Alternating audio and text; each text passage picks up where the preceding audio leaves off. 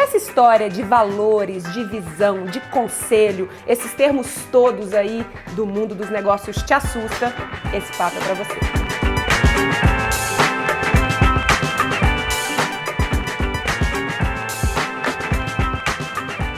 Oi, tudo bom? Eu sou Rafa Capai e esse é o Vamos Que Vamos Convida, essa série onde eu converso com gente foda que me inspira sobre assuntos que nos interessam.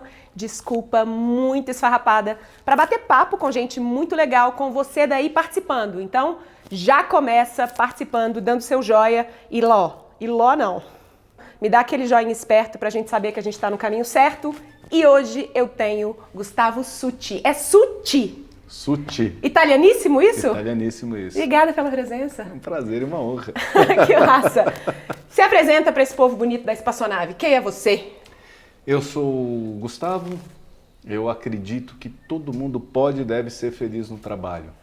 Eu acredito que o trabalho é a melhor e talvez a única maneira que a gente tenha de mudar o mundo. De transformar o mundo num lugar melhor, de mudar o jogo. Tem uma frase do Khalil Gibran, do poeta Khalil Gibran, do livro Profeta dele, que diz: o trabalho é o amor que se tornou visível. É tão linda essa frase, né? Puta, é a frase que eu queria ter escrito. Tô com vontade de tatuar essa frase, é sério, porque ela é demais. Ela tá em tudo meu tem essa frase, né? E ela representa muito o que eu acredito. Que realmente o trabalho é a melhor forma de nos expressarmos, de colocarmos para o mundo o que nós temos de melhor. Não estou falando de amor romântico, né? Uhum. Do amor, essa expressão que a gente tem do melhor. Eu explico muito para os meus filhos, né, que o trabalho é a brincadeira do adulto. Então a gente deveria entender o trabalho dessa maneira, né? Então o meu grande desafio é ressignificar o trabalho na vida de 10 milhões de pessoas até final de 2022. Opa! É esse meu desafio. Bonito esse desafio. E sou pai do Pedro e do Rafael. Uhum. Dois moleques lindos, o Pedro tem 13, o Rafa tem 10. Sou corredor de montanha, adoro ver. Bom, acabei de chegar aqui na nave, vi uma rua, uma pirambeira linda, me deu vontade já de deixar as coisas, dar uma corridinha antes de entrar. Dá uma corridinha com nossa, inclinação. Não, ali deve ter uns 50 graus, é lindo aquilo ali. É engraçado, né, você chegar ali, porque somos mineiros, eu e o Bruno, e a gente mora aqui. E pra gente, quem é de Belo Horizonte, quem é de BH sabe aí que BH é isso. Você já foi em BH? Já, muito. BH é só montanha, né? Então pra gente é segunda-feira. Escolher ter morado aqui é mais uma sensação de pertencimento do que qualquer coisa. Mas pra grande maioria das pessoas que chega aqui, as pessoas assustam, né? Elas falam, nossa, mas e aí, como é que faz? Carro. O Uber deixa a gente aqui. Exato. Em Belo Horizonte a gente brinca que se você não sabe dirigir carro em rua assim, em BH, você não passa no exame. Não, porque todas as ruas lá são assim. Né? Então é aquilo que a gente estava falando aqui, como é que o contexto modifica a nossa percepção do mundo, né? Pra gente é normal, mas para outras pessoas que nunca tiveram que lidar com ruas assim, talvez é um desafio. E eu cheguei feliz, deu vontade. Sim. Né? Eu adoraria morar numa rua assim, porque era só sair e estar treinando, fazer um treino de tiro aqui. Mas vamos voltar um pouquinho na sua história. Qual é a sua história? O que te trouxe até aqui no dia de hoje, fazendo o que você faz hoje? Muito essa questão do trabalho mesmo, de ver muita gente não sendo feliz no trabalho. Você foi infeliz no trabalho? Fui. Fazendo o quê? Eu fui infeliz no trabalho, interessante, eu fui infeliz no trabalho. Acabei de contar uma história agora há pouco, uma história muito engraçada. Eu trabalhava numa multinacional e aí eu cheguei cheio de amor para dar, né? 20 e poucos anos, cheguei cheio de amor para dar nessa multinacional, propus uma série de coisas na área onde eu fui contratado, me chamaram numa reunião de canto e falaram, menino, o que você está fazendo? Fica quietinho. Exatamente. Fica quieto, tá tudo funcionando. Você está querendo trazer mais trabalho para a gente só. Não é assim que funciona aqui. Eu falei, o que eu estou fazendo? Eu batia cartão. Clac, clac. E era máquina de cartão mesmo, né? Não é esses de dedinho de hoje. Sim. Era clac. Batia cartão e tal. Eu chegava de manhã, fazia tudo que tinha que fazer em 2, 3 horas e ia pro banheiro dormir.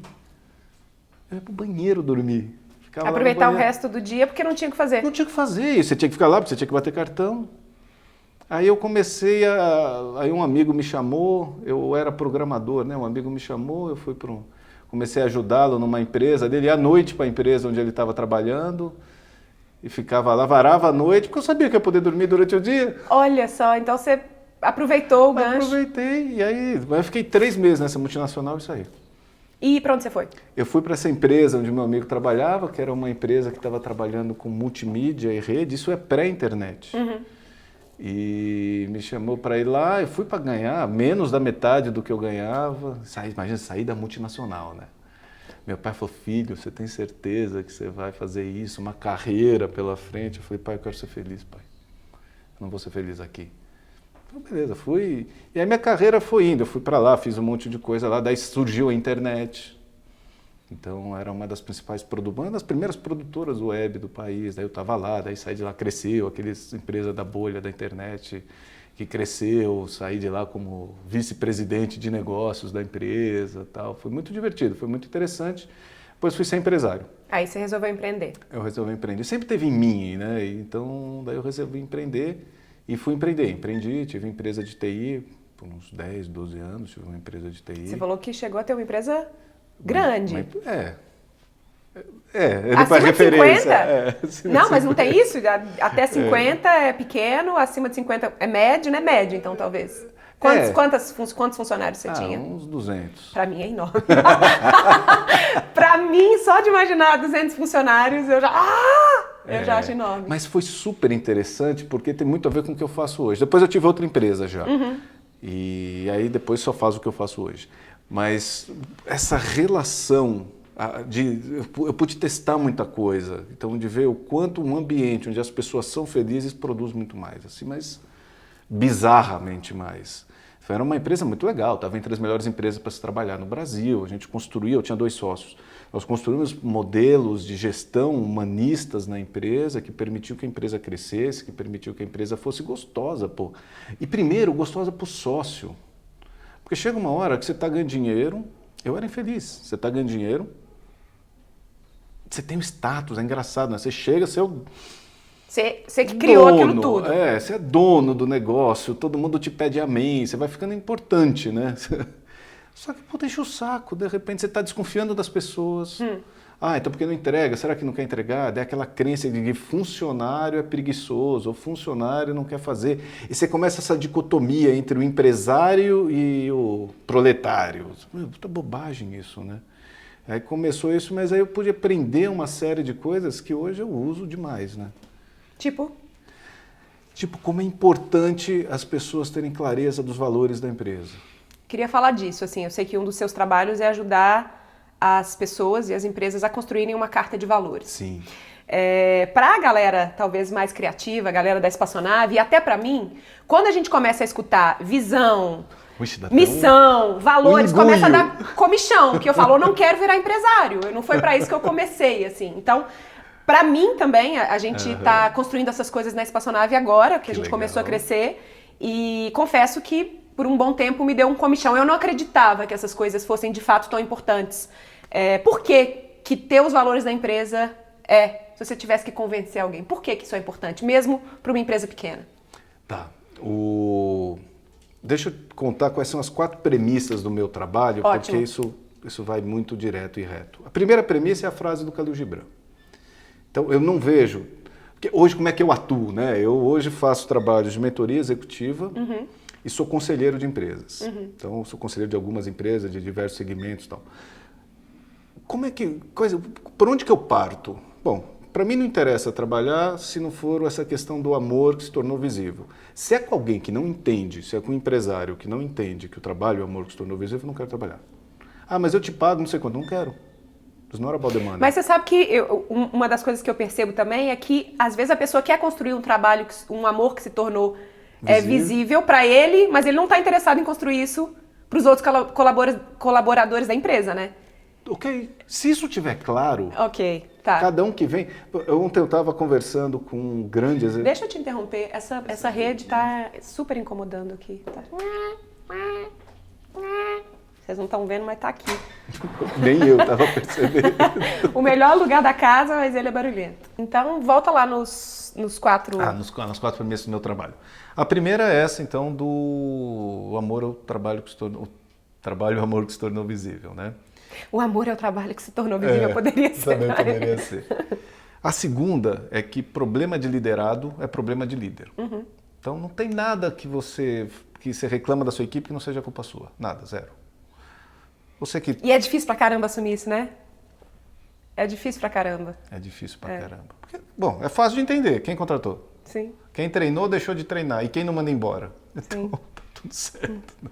Autorresponsabilidade, para mim, é uma palavra e um conceito muito importante na minha vida. Assim. O meu caminho de autoconhecimento é pautado pela autorresponsabilidade. O caminho que eu escolhi defende muito a autorresponsabilidade e tal. Então, problema de liderado é problema de líder. Isso é outra coisa. E tenho uma pirâmide, que é a pirâmide do propósito. Que você fala, tá bom, por quê? Que aí já te respondo, né, o porquê dos valores serem importantes. Porque se eu quero que a minha empresa tenha... O que é propósito? As pessoas ficam com essa história de propósito, tal, eu não quero ter missão, valores, eu não sei o quê. Mas o propósito nada mais é que eu definir uma estratégia. Então, para onde que eu vou? O propósito é o que vem por diante. Então, o que eu quero fazer? Se eu sei isso, se eu sei o meu propósito, para onde eu estou indo, eu consigo ter uma equipe que consiga ser criativa. Como assim? Você vai ser criativo, você está querendo chegar em algum lugar. Se você não quer chegar em algum lugar, você não é criativo. Um bom exemplo disso é quem está preso. O cara é bem criativo porque ele quer fugir. Então, você tem, o meu propósito está lá fugir. Para eu ter uma equipe criativa, essas pessoas precisam estar motivadas. E você só se... Motivação é interno. É interno, não é intrínseco, não é extrínseco, né? Você só se motiva daquilo que você participa.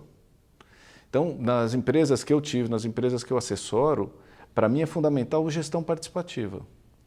Porque o top goela down não funciona mais. Não. Esquece, já foi. E você só consegue participar num ambiente onde você possa falar o que você pensa, o que você sente, sem tomar um X nas costas.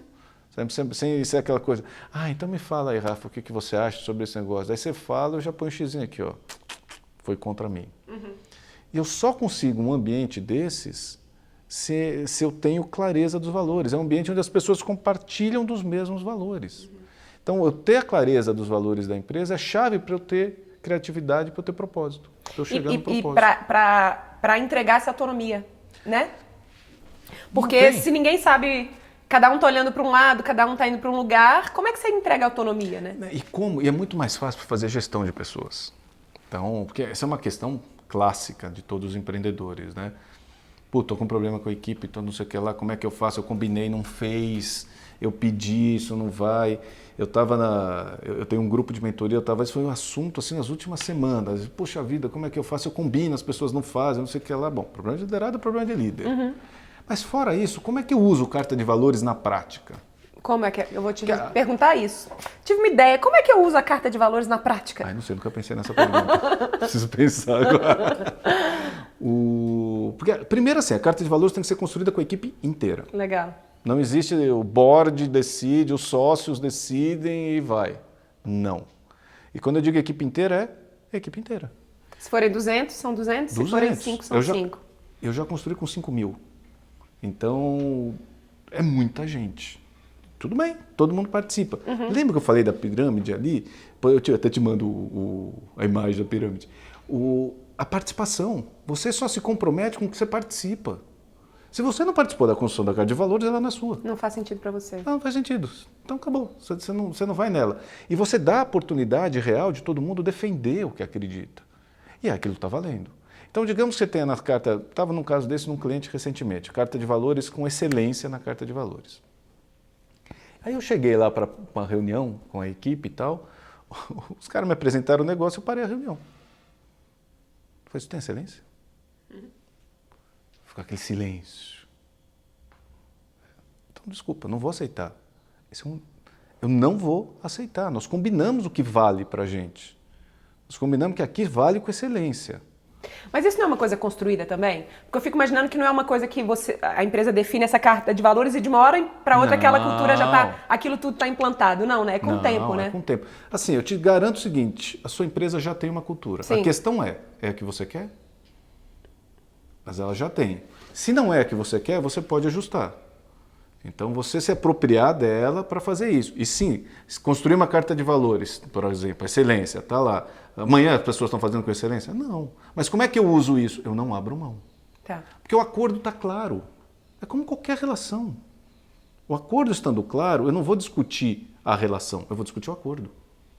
Então nós combinamos que se entregue isso aqui com excelência. Não você não me entregou com excelência, eu não topo. Eu não topo. Mas o fornecedor falou isso, o cara não entregou. Tá bom, sou super empático, mas eu não topo. Tá bom, mas não. Não, tá bom, entendi, mas eu não combinei com o fornecedor, eu combinei com você. Sim. Eu acredito muito assim, que quem quer entrega. Que não existe não consigo, existe não quero. Então se você quer, pensa bem, tudo que você quis fazer na vida você não fez? Você não fez? Tudo. Grande parte. Você quis, você fez. Pode ter coisa que você quer e ainda não conquistou. Sim. Mas você vai fazer. Foram nessas que eu pensei. Aquilo que a gente estava falando até aqui há pouco, né? Tudo tem um preço a pagar. A questão é, eu tô a fim de pagar esse preço? Sim, é só isso. Sim. Eu tô lendo um livro do Mark Manson,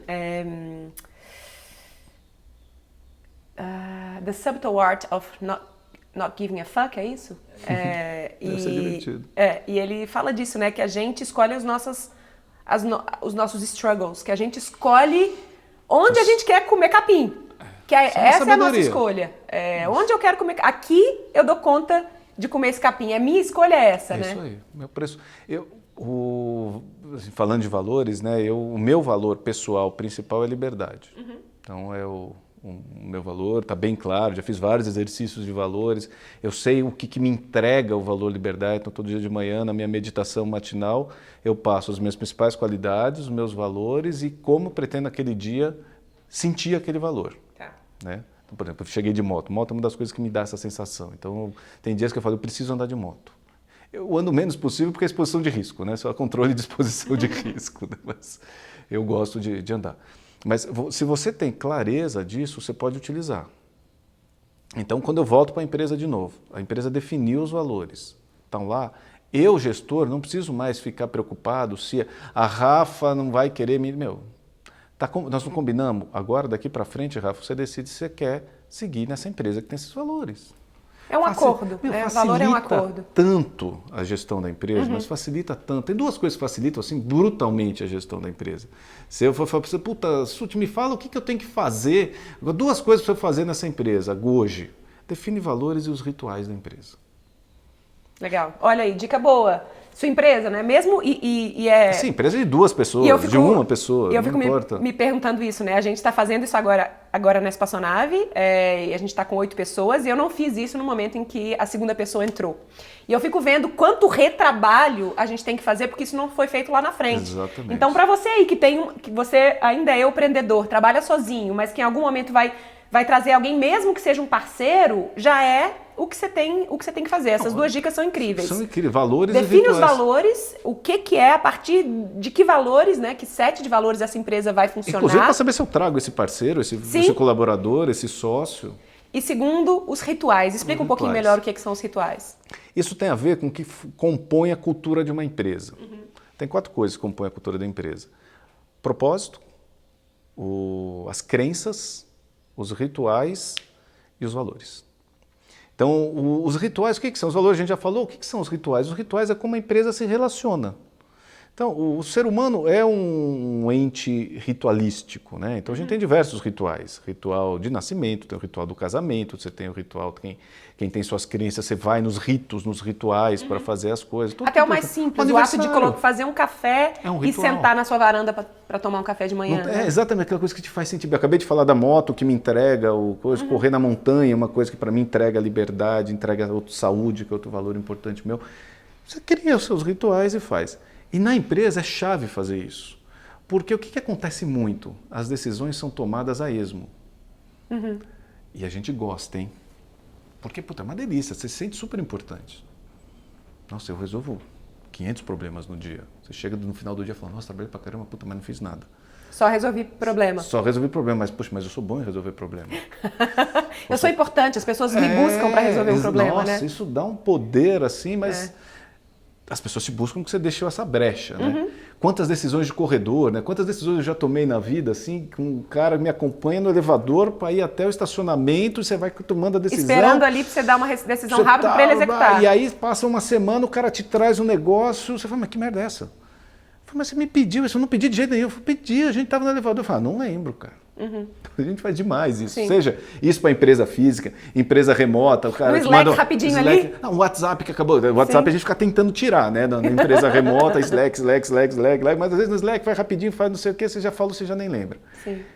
E você acorda com a cabeça cheia de coisa. Você acorda e fala, puta, então eu preciso emitir a nota não sei o quê, eu preciso ver lá com o contador isso, eu preciso não sei o que lá, preciso ver o contrato que foi não sei o quê, preciso ver o vídeo, então tá chegando o SUT, eu preciso fazer não sei o que lá, será que tá... Fica tudo isso aqui. Quando você tem rituais, o que você faz? Exemplos clássicos de rituais. Comitê financeiro. Você tem uma vez por quinzena, por semana, por mês, depende da sua necessidade, você tem um comitê financeiro. Então, a cada 2 quintas-feiras, às 9 horas da manhã... E chame como você quiser, hein? Chame Se você como você quiser quiser. chamar de outro nome, fica à vontade, porque essas palavras assustam o pessoal, você sabe, né? Comitê. Chama do que você quiser, encontro, bate-papo, sei lá, whatever, né? Sim. Cada um chama do que quer. Como é que o Murilo chamava, né? O Murilo Gun foi meu mentorado. Não me lembro também como ele chamava, mas tinha os nomes do Murilo. Ah, né? dos nomes do Murilo, né? Mas você acredita que eu consegui fazer o Murilo amar ver planilha? Acredito. Porque viu o significado. Sim. A gente geria, a gente começava a reunião a abrir a planilha do orçamento. Tem que ter orçamento, eu não consigo trabalhar sem orçamento. Não consigo, não sei trabalhar sem orçamento. Porque se eu não estou vendo orçamento, eu não sei onde eu vou chegar. Então eu não consigo tomar decisão. Eu preciso tomar uma decisão.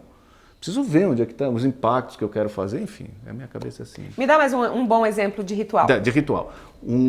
Mas por que é importante? Então, se eu faço comitê financeiro, aquela sua cabeça que começou, preciso resolver tal coisa, não é hoje, é na quinta. É automático, né? Você já tira daquele bolo de coisa, dá uma tranquilidade, um alívio. Tranquilizada. Que eu tenho aonde tratar, eu tenho fórum específico para resolver cada assunto. Um comitê de pessoas, então eu vou definir como é que nós vamos trabalhar a equipe, as próximas reuniões de equipe, contratações, um ritual de acolhimento. Como que eu recebo as pessoas quando entro na empresa? Novas pessoas na empresa. Como que eu recebo? Quem é o padrinho? Eu adoro ter padrinhos. Legal. Quem é padrinho? Vai entrar uma pessoa na empresa, você tem que ter um padrinho, que vai acompanhar essa pessoa um mês. Legal. Que não é o líder. É outra história o líder. Então, se é uma empresa física, por exemplo, quem leva a pessoa para almoçar? Nos primeiros dias. A pessoa não sabe nada. Quem apresenta todo mundo? Quem conta para ela para quem que ela precisa conversar? Com quem? Precisa de um padrinho para acolhimento mesmo. E na hora de desligar? Qual é o ritual de fechamento? Porque ciclos são esses, são ciclos. Você precisa encerrar. A qualidade de abertura de um novo ciclo é diretamente proporcional à qualidade do encerramento do ciclo anterior. Então, se você não encerra bem um ciclo, você não abre bem outro. Isso é coach, hein? Pode pôr aí. Você sabe porque eu fazia coach de carreira. Mas é super importante. Eu levo isso para minha vida pra caramba. E onde eu não fiz isso, eu pago o preço até hoje. Então, você precisa ter esses rituais muito claros na empresa. O ritual financeiro, o ritual de produção, o ritual de... Depende do que é a sua empresa. A reunião semanal, né, de pit stop ali, Super. Reunião editorial que você vai ter. É um ritual. Para criar conteúdo, né? Então, mas aí você vai discutir o conteúdo ali. Sim. Ah, mas nós estamos aqui no meio do almoço e vamos conversar. Não, podemos até conversar, mas não vai ser tomar decisão nenhuma, não vale. Essa semana tem reunião, guarda para lá, Guarda lá. E a pergunta é urgente? Se é urgente, é óbvio que você vai resolver o que é urgente. Mas 90 e tantos % não são urgentes. Ah, não. Então dá para guardar? E você tem uma ata. Aliás, toda reunião tem que ter ata. Ainda não implementamos isso na espaçonave. E você deve estar sentindo a falta. A gente usa... Ata a gente não tem. Não, ainda não temos. Eu vi, por exemplo, o modelo do Henrique, do Viver de Blog lá com a Adoro. ata, que é maravilhoso. Adoro. Mas eu ainda não vi significado na ata. Entendi. Vamos lá. O Henrique foi meu mentorado também. Sim, né? eu sei, eu vi. Eu não preciso gastar cabeça para lembrar das coisas. Está lá na ata. O que a gente faz é colocar no Trello, mas talvez precise de uma ata. O Trello ata, ajuda né? muito. Se o Trello está resolvendo para você, beleza. Mas qual é o princípio? Eu não preciso... Ninguém precisa lembrar o que foi falado na reunião. É isso aí. Ninguém precisa lembrar e está claro o que ficou combinado e quem que vai ter que fazer, para quanto. O que é vantagem da ata, desculpa, é o seguinte. Tem assuntos que não são para resolver ali. Então, por exemplo, vamos montar um comitê financeiro. Comitê, eu não gosto do nome, tá bom, já entendi. Vamos montar uma reunião financeira? Vamos montar uma reunião financeira. Se eu vou montar hoje uma reunião financeira da Espaçonave, o que vai acontecer? Eu vou falar para você, Rafa, vamos listar os assuntos que a gente tem em aberto disso? Porque é assim que você começa a primeira reunião, lista. Não, eu amo esse ritual, é um ritual pessoal meu, né, de descarregar.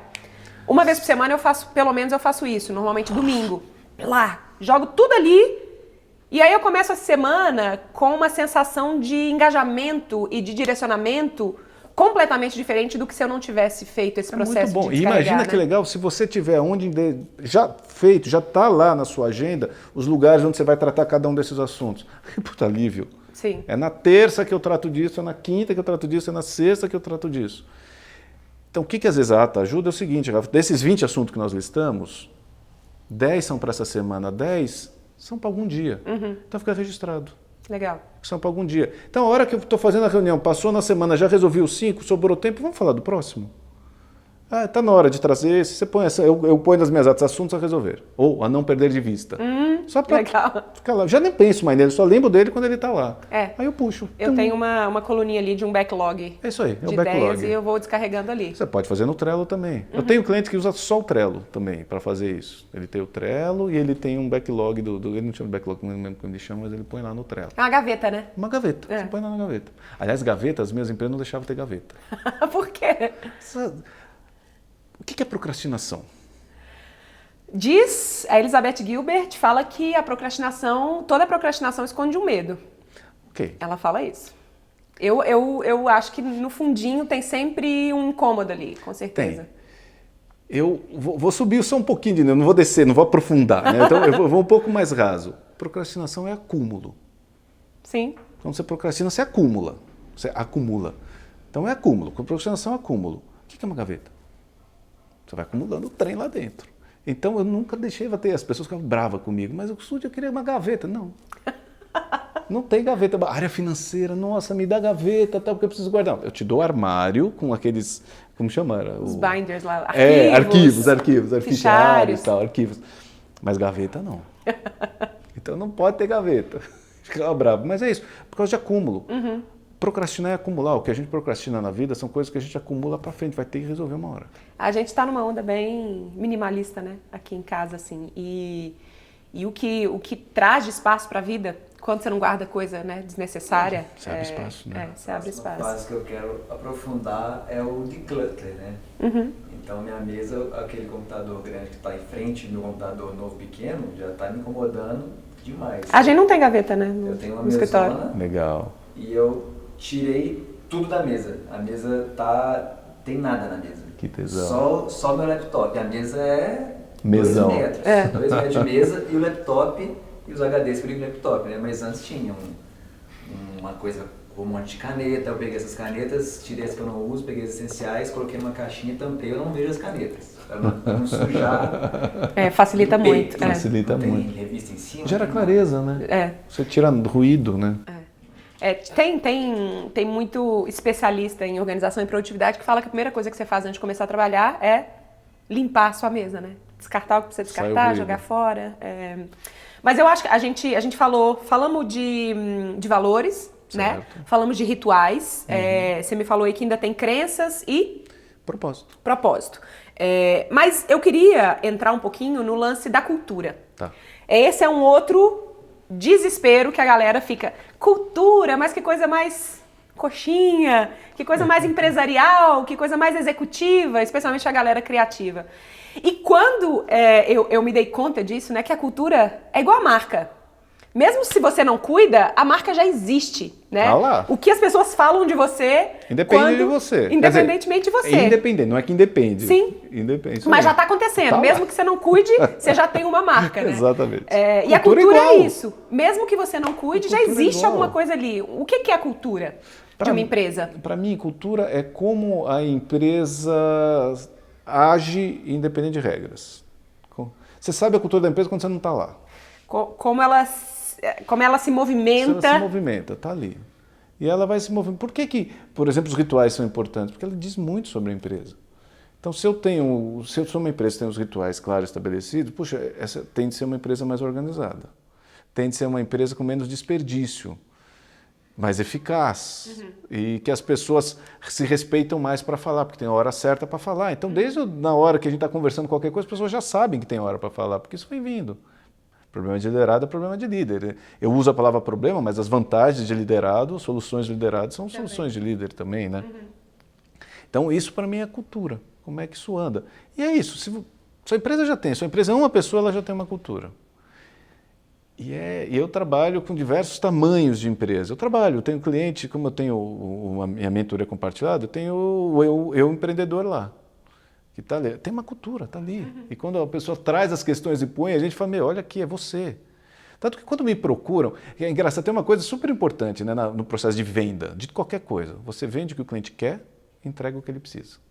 Essas são as melhores coisas, as melhores vendas que a gente faz. Muita minha entrega é autoconhecimento. Porque quando eu quero ser uma empresa maior, eu quero ser uma empresa melhor, eu quero aumentar a minha escala de impacto, beleza. Quem que precisa ser maior e melhor? É você. E eu costumo falar isso, né? Que eu não sei de onde foi que a gente separou o ato de empreender do ato de melhoria pessoal, né? Porque, enfim, eu acho que nesse momento agora do presente a gente já fala bastante nisso, mas há 10 anos atrás, talvez um Empretec vinha falar de comportamento, né? Mas não se falava nisso, assim, de como é importante pro empreendedor que ele se cuide, que ele tente se transformar numa pessoa melhor, porque senão essa empresa vai bater no teto. A sensação que eu percebo a cada novo desafio pessoal que eu tenho é isso. Tipo, eu sinto, caramba, é porque eu estacionei. Exatamente. É porque eu, Rafa, tô precisando aprender um set de outras novas habilidades, descartar outros preconceitos que eu tinha, descartar coisas, porque só assim eu vou conseguir trazer a empresa junto comigo, né?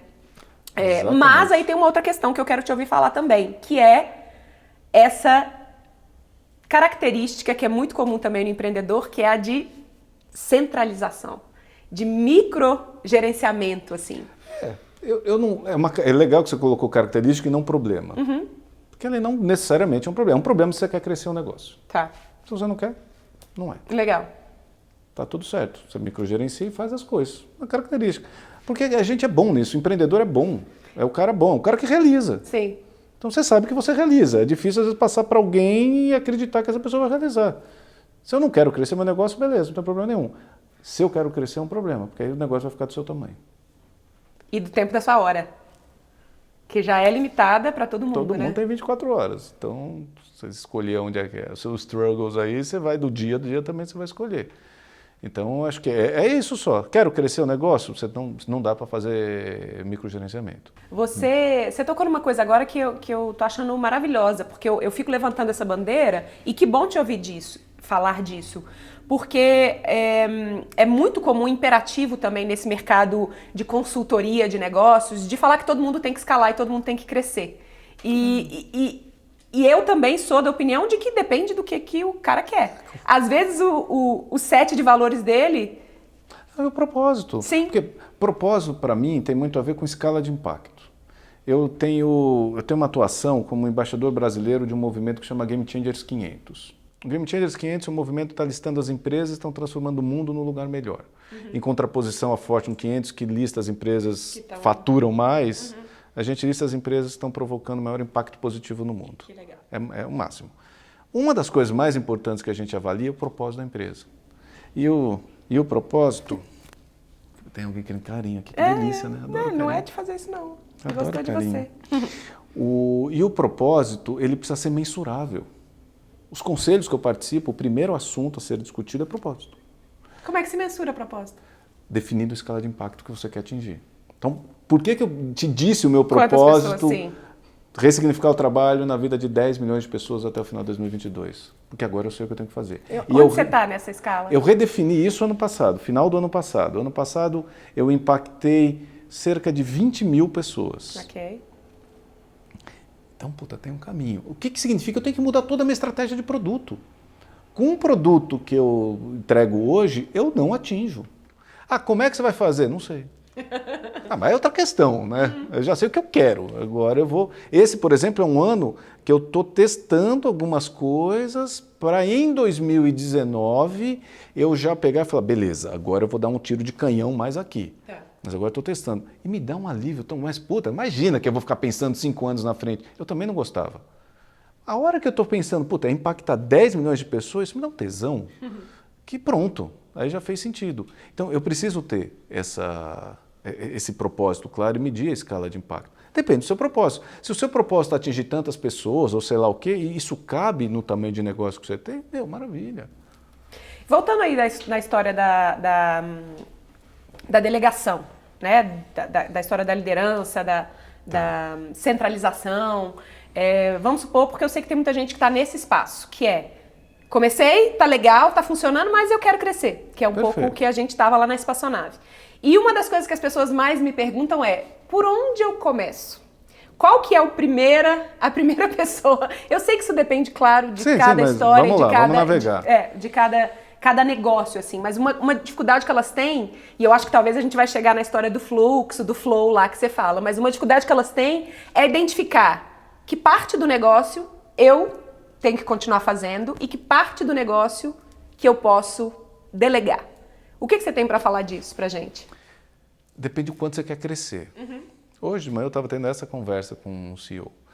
O que eu passo para frente? O que eu boto alguém para tocar a operação? O que eu saio e tal? E eu estou falando do CEO, mas pode ser exatamente essa situação. Eu sou uma pessoa e eu quero contratar alguém. O que sai da minha mão, né?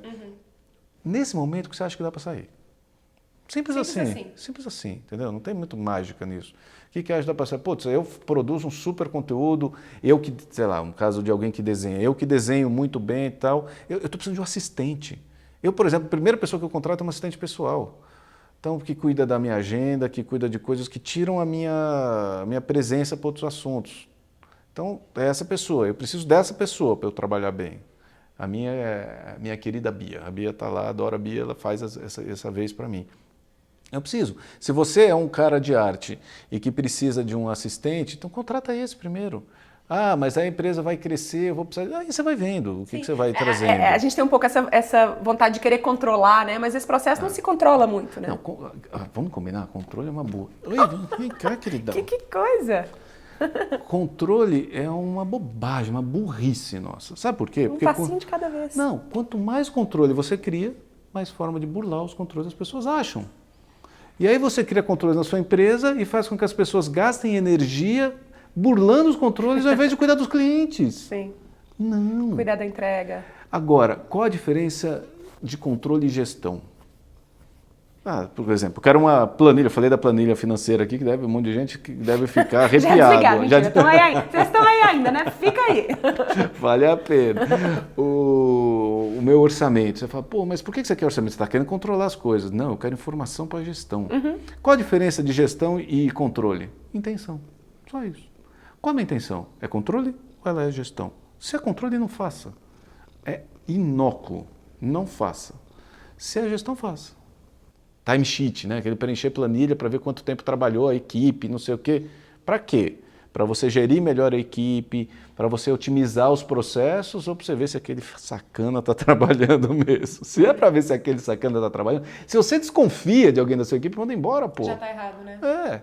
Eu estou numa relação e estou desconfiado se ele está fazendo alguma coisa. Pô, senta, conversa direito, já desencana da relação, né? Porque não vai rolar.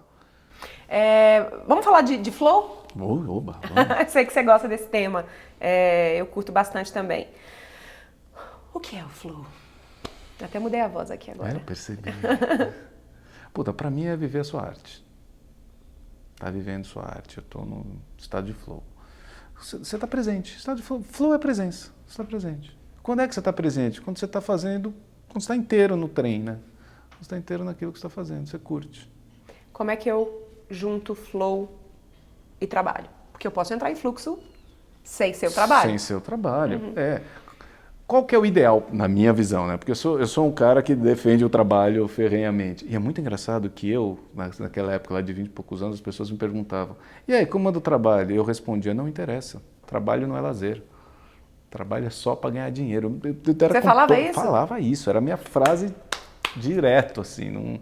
Eu era um cara completamente desconectado do trabalho enquanto expressão de quem nós somos, ou de prazer, de realização, não era. Era uma realização financeira, tanto que eu fui um cara que ganha dinheiro cedo, porque eu quero ganhar dinheiro para poder fazer o que eu quero. Faz o que você quer e ganha dinheiro com isso, né? Dinheiro traz felicidade? Da minha cabeça, assim, felicidade traz dinheiro. Então, se você é feliz fazendo o que você está, mas nem aí sempre...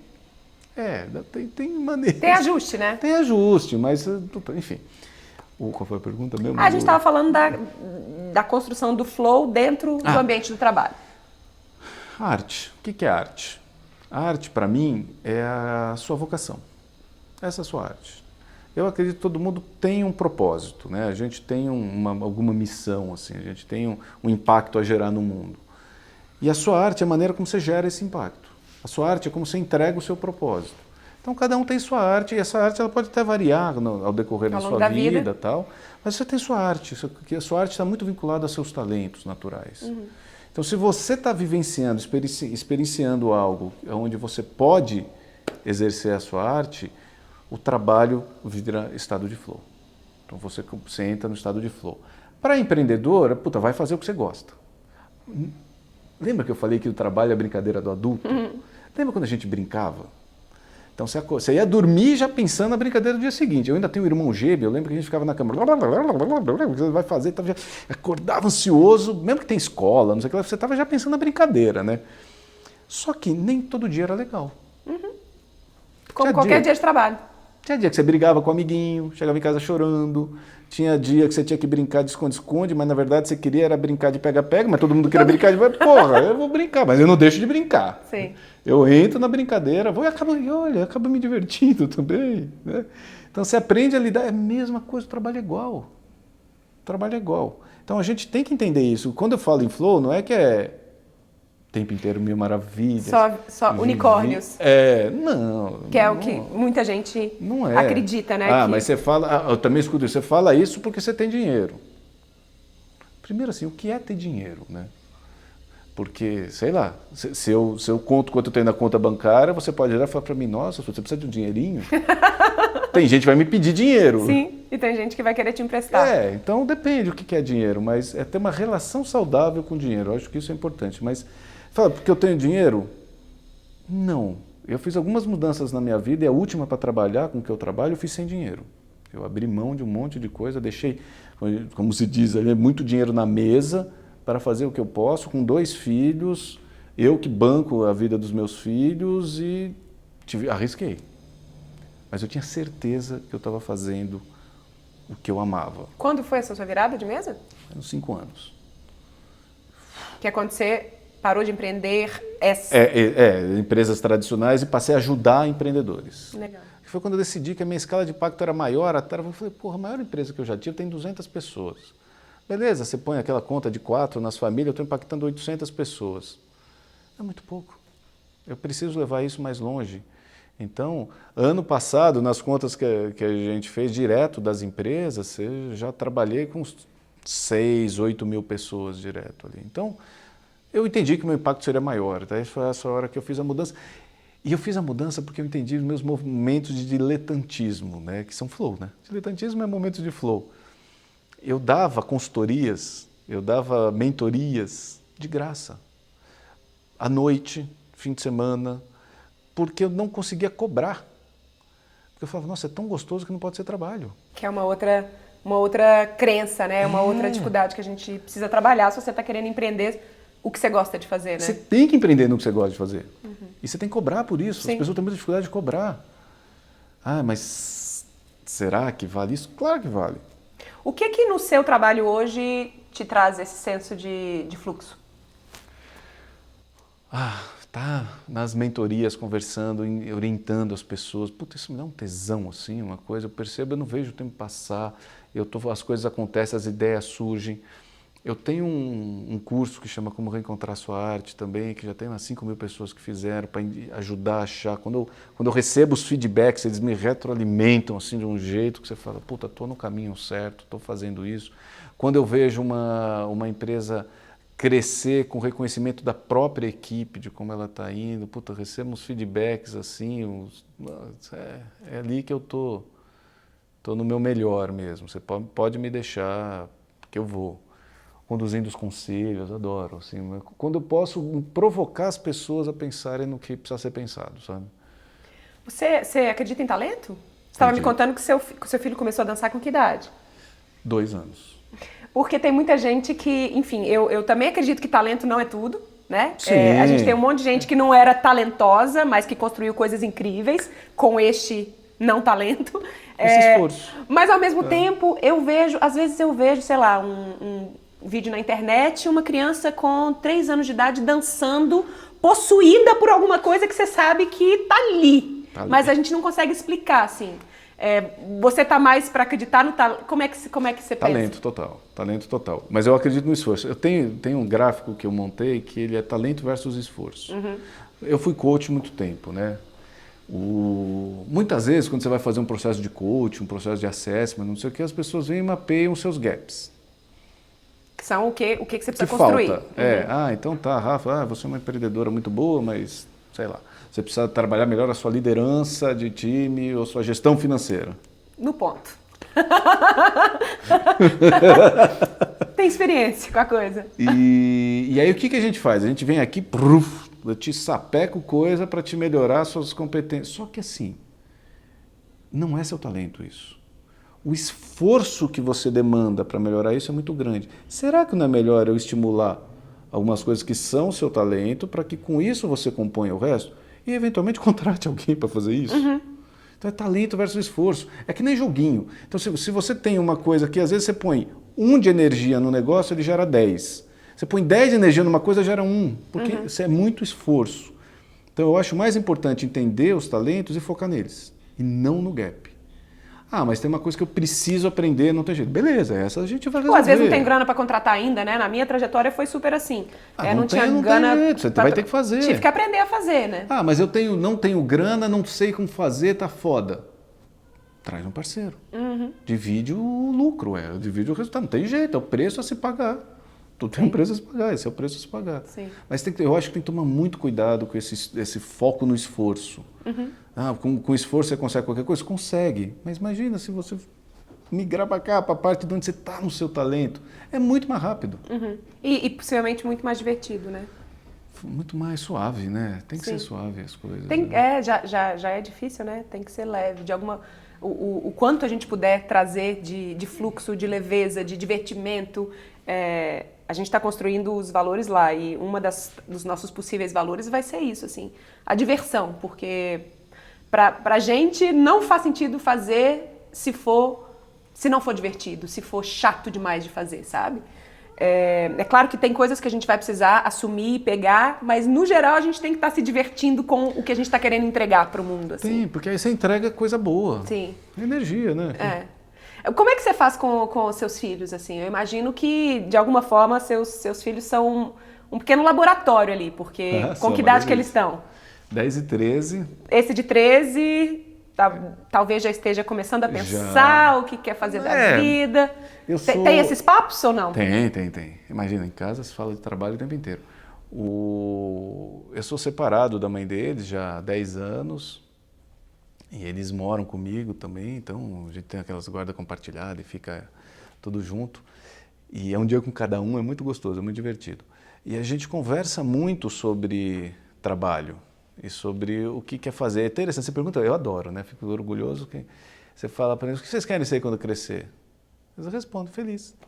Que delícia. Eu falo, mas tanto faz se você vai ser lixeiro, se você vai ser presidente de empresa, se você vai namorar menino, você vai namorar menina, você vai namorar os dois, tanto faz, tem que ser feliz.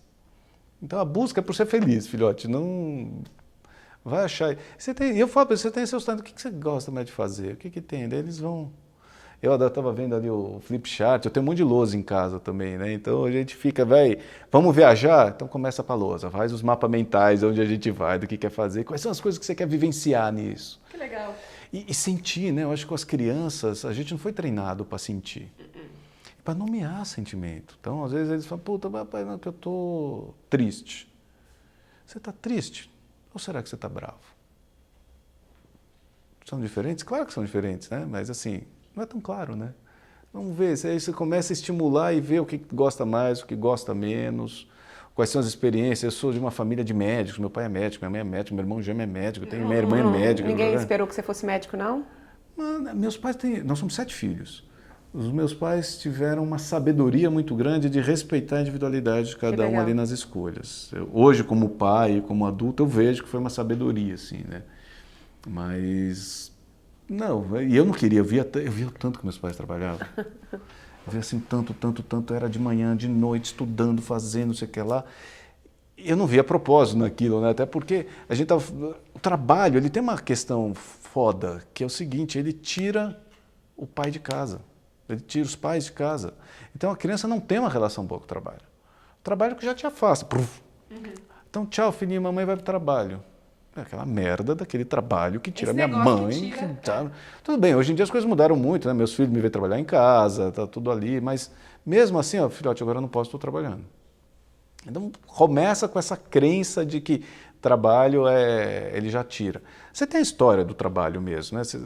Antigamente o trabalho era feito no seio familiar, até a Revolução Industrial. E era passado de geração para geração, né? Exatamente, acontecia ali. Você vai fazer sapato, você faz ali em casa, no quintal, você faz não sei o quê, estava ali.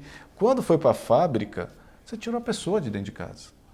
E aí há essa cisão de trabalho com coisa, aí o trabalho passou a ser... Aí as pessoas começaram a ganhar mal, as pessoas começaram a ser maltratadas, e aí o trabalho começou a degringolar, né? Esse é um problema mesmo. Então, por isso que para mim é ressignificar o trabalho. Preciso ressignificar o trabalho. Tamo junto nessa. Com certeza.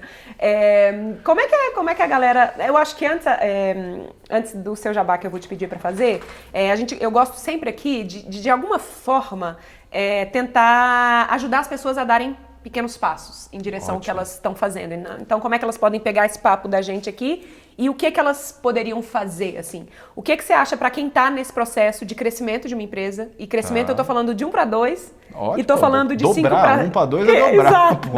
Boa. Ou um pouco mais, né? Essa organização, assim. Qual que seriam esses 3 primeiros passos que a gente tem que dar para começar a tentar fazer isso de forma organizada e respeitando esses valores, né? Que a gente possivelmente vai criar junto. Se possível, os valores, ter clareza com a equipe. E você sugere, por exemplo, fazer um evento, juntar um dia? Isso, juntar um dia e fazer as pessoas, pode fazer qualquer dinâmica, né? Mas as pessoas escreverem os valores, cada um escreve os seus, bem a grosso modo. Cada um escreve os seus, aí pede para escrever 5, aí você junta todo mundo, tem que chegar em 5. Aí discute o porquê, etc, chega em 5. 6. O Murilo tem. A Keep Learning tem mais. Eu que construí com ele, eu sei. Eu fiquei feliz quando eu falei, deixa mais eu insisto em 5, exato, é isso. Eu insisto em 5, tanto faz 5, 6, na verdade. E olha que interessante, tanto faz, que valor sair. O importante é a discussão. Então, os valores, acho que isso é uma coisa, isto é uma coisa chave, fundamental. Mesmo se vocês forem 2. Mesmo se forem 2. E acredita em mim, gente, vai ser muito mais fácil quando esse 2 virar 5 ou quando esse 5 virar 10. Primeiro que você não vai contratar se não tiver dentro daquilo. Sim, não, mas a gente, na Espaçonave, felizmente, eu acho, a gente percebeu isso.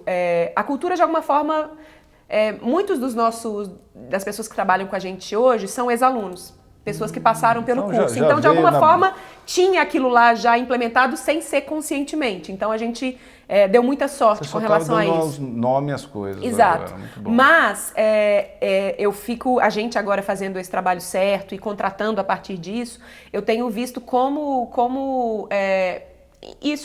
o trabalho poderia ser muito mais direcionado se a gente tivesse feito isso antes. Então, eu estou falando para todos os meus alunos, joga esse monte de preconceito fora e começa a observar essas coisas e dá o nome que você quiser.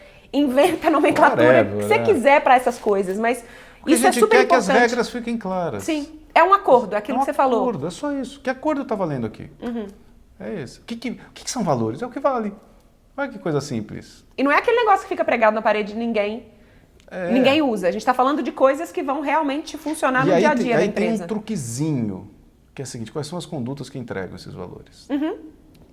Pronto, Sim. Então definir divertido, tem que ser divertido. Então tá bom, que condutas entregam? Ou seja, que atitudes nossas entregam esses valores? Sim, a gente até se encontrou lá, né, no EAG do Marcelo Germano, e o jeito que ele fala é como é que a gente vive esse valor na prática, né? É isso aí, é a mesma coisa. Não é criatividade, é um baita valor da minha empresa, tá pregado na parede, mas você não vive isso na prática, Por exemplo, criatividade é ter sempre 3 opções para a mesma situação.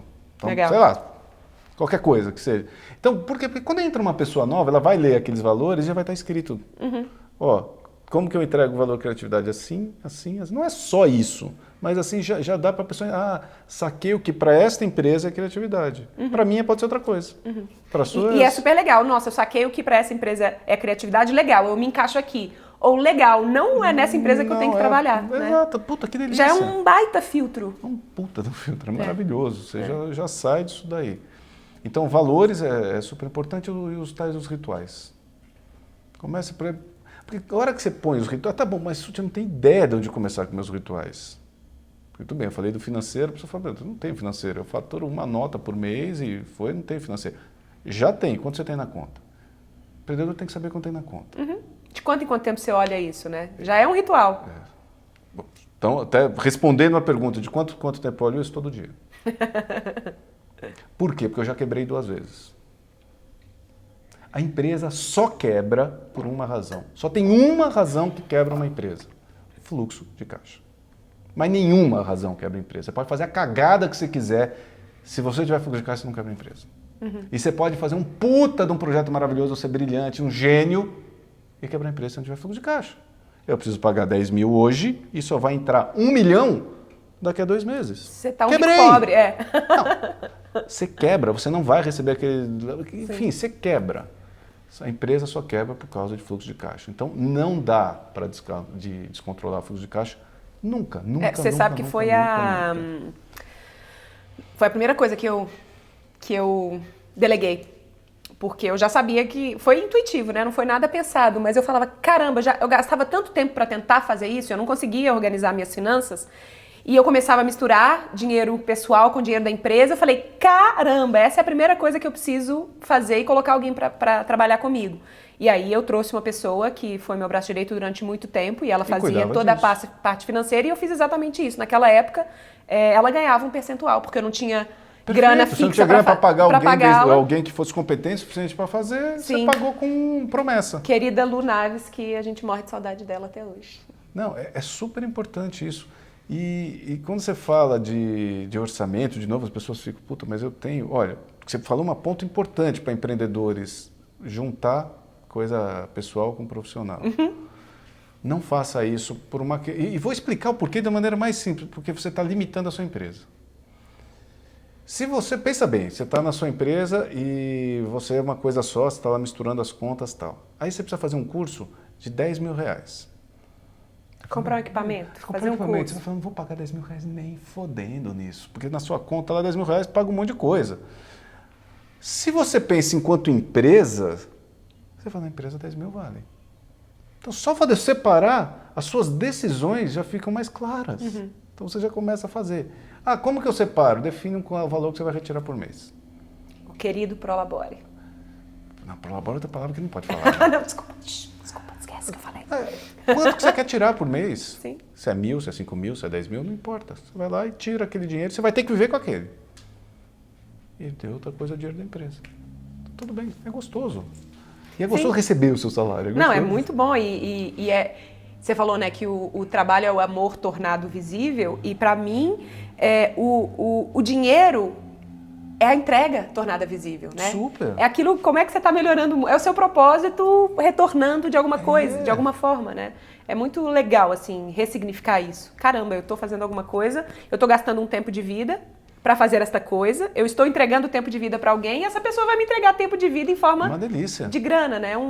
É um fluxo contínuo. Eu adoro cobrar, eu adoro falar de dinheiro, mas também não fui treinado, eu fui com o tempo, né? Porque eu não tenho meio vergonha de falar. Sim, eu também. Eu falo de boa.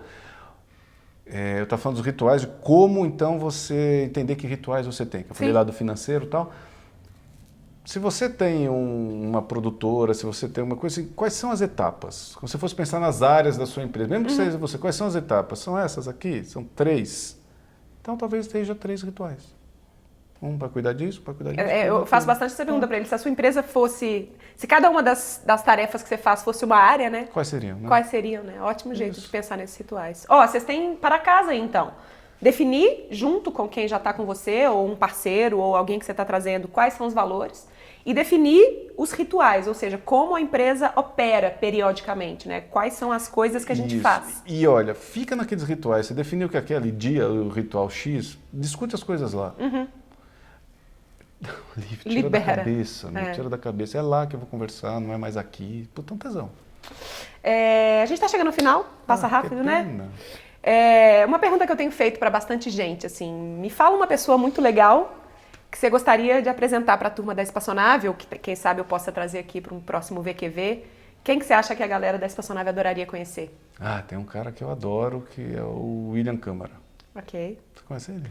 Yoga. O William, ele é meu coach pessoal. Uhum.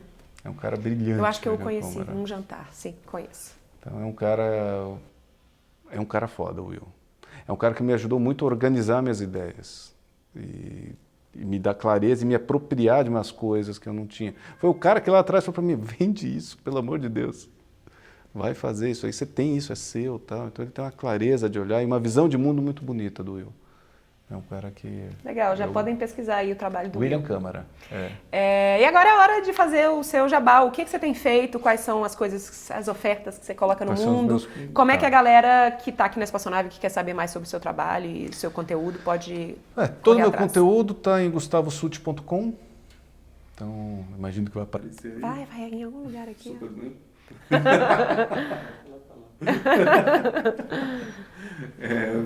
gustavosut.com. Eu tenho no meu site uma aula gratuita de como construir carta de valores. Que legal. Já podem ir lá. Bota o e-mail, vai lá, tal, você entra para minha lista e você tem a carta de tem uma aula bem bacana de como construir carta de valores. Os meus produtos hoje são uma mentoria compartilhada, que é super bacana, um grupo de empresários e como eu falei, nesta mentoria eu tenho uma pessoa que é um empreendedor, pequenininha, e tem uma pessoa numa empresa de centenas de milhões de faturamento. Que é super rico essa visão, essa troca. Não, é incrível como esses dois extremos se ajudam. Assim. São duas mulheres fantásticas, fortes, bacanas. E esse é um produto super interessante que eu tenho. Eu tenho uma mentoria individual, onde eu só atendo 4 pessoas por vez nessa mentoria, onde eu funciono muito como executivo part-time dessas pessoas também para dar um boost no negócio. E eu tenho um programa de um conselho compartilhado. Então, eu percebi que pequenas e médias empresas poderiam se beneficiar muito de ter um conselho de administração. Agora eu vou falar bonito. O que é um conselho de administração? É o órgão máximo da governança de uma empresa. Não quero nem fudendo, né? Mas é muito bom, é lugar de você tomar decisões estratégicas. A gente se sente muito sozinho enquanto empreendedor, né, para tomar decisão. E você ter fórum, por isso que eu criei a mentoria compartilhada também, porque ali as decisões são tomadas em conjunto. Mas quando você tem uma empresa precisa ser mais estruturada para participar de um conselho, porque você precisa prestar informação, tá? É muito bom. Quem tem conselheiro tem chefe, a gente não quer ter chefe até a hora que a gente percebe que a gente quer ter chefe, porque cobra e vai. Então eu montei para pequenas e médias empresas um conselho compartilhado. Que eles se ajudam mutuamente. É um conselho de administração mesmo. A gente faz o conselho, são encontros bimestrais, de 2 dias a gente se encontra, faz o conselho das empresas, provoca. As empresas cresceram exponencialmente no ano de conselho, um ano de conselho, é muito legal. E eu tenho um curso para ajudar pessoas a acharem sua arte, que é lindo. Então, como é que você reencontra a sua arte, como você se reconecta a essa arte? É um curso online. Você entra lá no meu site também. Você entra lá e você acha como reencontrar, como se reconectar com a sua arte. Essas são as minhas ofertas. Obrigadíssimo. Obrigado a você. Foi ótimo. Foi divertido, né? Esse foi o VQV Convida com Gustavo Sut. Agora é sua hora de participar. Eu quero que você coloque aqui nos comentários o que dessas coisas todas aí que a gente falou você acredita que é o seu próximo passo para construir esse crescimento na sua empresa, mesmo que seja de 1 para 2. Dobrar já é bastante coisa. E assina minha mensagem de bordo, que é lá que eu conto coisas que eu não conto por aqui, mas são muito legais. Mas você só fica sabendo se estiver por lá, tá bom? Um beijo, câmbio, desligo.